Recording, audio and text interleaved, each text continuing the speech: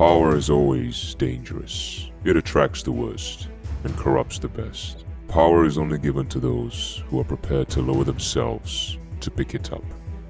Power. Everyone wants power.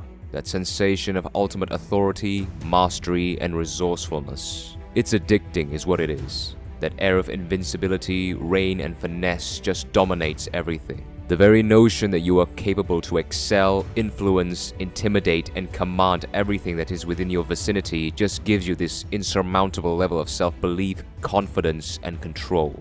Power gives us the self-induced acknowledgement or pride of our own capabilities and the vast arrays of possibilities and opportunities that they can generate, or the number of doors that they can open for us to choose accordingly to our own pure desire and will, inevitably putting us in a position of further prosperity where we can capitalize and maximize to keep expanding our own ascendancy towards our ideals of perfection or a perfect and undisputed life. Unfortunately, that is the point where power could turn its back on you should you not become aware of its corrupting properties. Human beings' ultimate, deepest, and darkest desires involve two things, and that is infinite control and infinite prosperity. We are innately and inherently selfish beings. We always prioritize our own needs and wants first before everything else. And through that, we always want circumstances to go our own way, even those we have no control over. That is why most of us get angry and complain of why circumstances didn't turn out the way we expect them to be or the way we want them to be.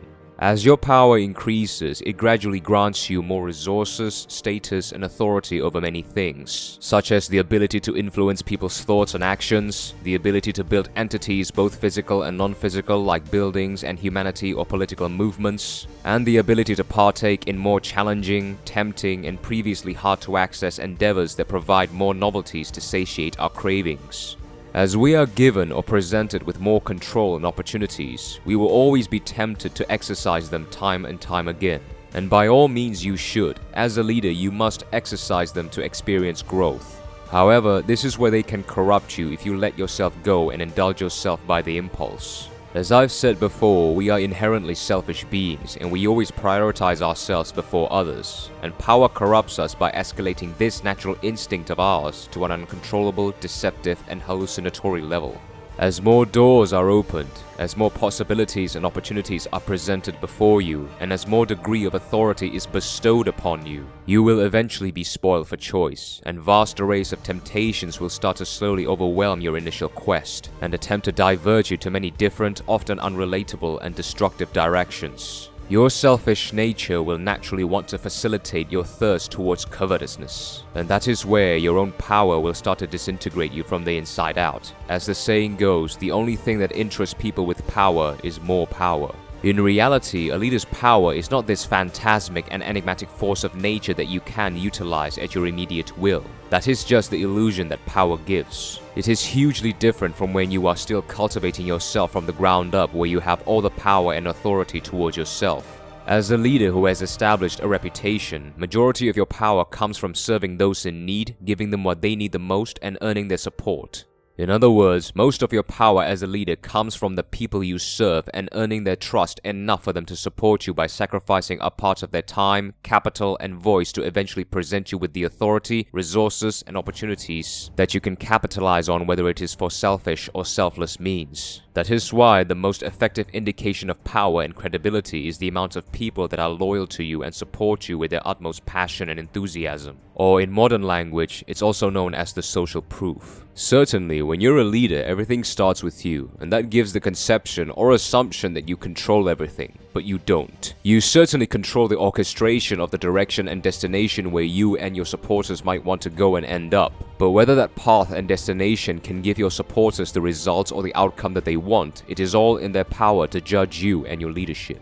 That is why no matter how good you think a product or a project might be for your customers and followers, in the end the market will determine the reality of its potential. As you become more established, credible, and reputable, you will inevitably have a lot more to lose. Expectations of you will grow, and failing or forgetting or dismissing to deliver your promises to your supporters, you will lose your power much quicker and easier than you gain it or can attempt to gain it back. That is why you must not let your own selfishness for covetousness get the better of you when you are presented with the number of opportunities, resources, and authority that power can seduce you with. Of course, it does not mean that you can't reward yourself significantly for the promises that you've kept delivering to your people. You should, and you must, in order to amplify your momentum to keep on delivering. What you can do instead is utilize those opportunities, resources, and authority to cultivate both yourself and your supporters to reach new heights and insights in life. You could be selfish and selfless at the same time. That's where you can establish a deeper, more personal bond with them as you are experiencing growth alongside them. Because it is not only the direction where you want to go, but it is also a direction where they want to go or have the curiosity to give it a try. You have to create the optimum alignment between the direction you want to go and the direction your supporters want to go. Being a leader is hard, and that is why so few of us could manage to do it and do it extensively for long periods of time. Because as everyone's expectations of you will inevitably grow when you are given more power, you must continue to demand more from yourselves as well.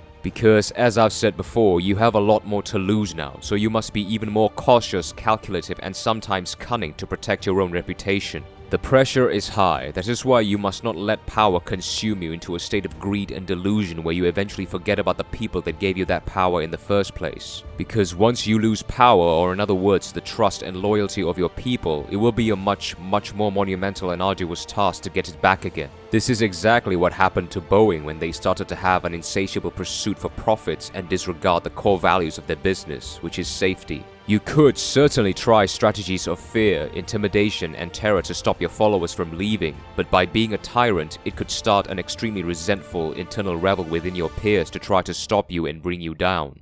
Power is dangerous. You have to have an extensive understanding of what you can do with it and what it can do to you. Because most leaders only pay attention on the former, as that is what we naturally gravitate to. But we can be easily blinded by how it can affect the corruptive nature of our minds and eventually start to abuse its capabilities for entirely selfish means.